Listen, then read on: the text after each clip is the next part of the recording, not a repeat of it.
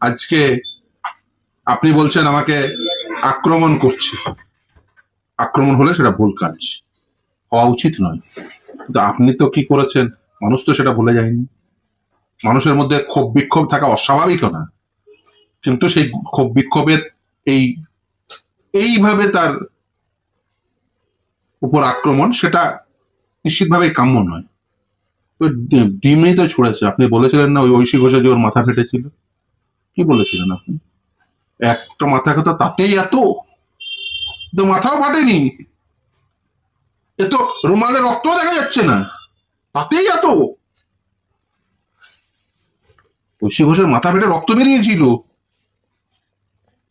আপনি বলেছিলেন তাতেই এত? দেখুন, আমি শারীরিক আক্রমণ না পছন্দ, গণতন্ত্রে কখনো হতে পারে না।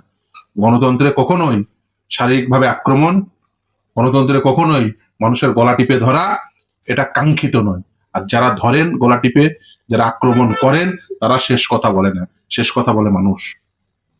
এইটা ভুলে যাবেন না, এটা সত্য কথা। কিন্তু অভিষেক আজকে সেটা হাড়ে হাড়ে টের পাচ্ছে।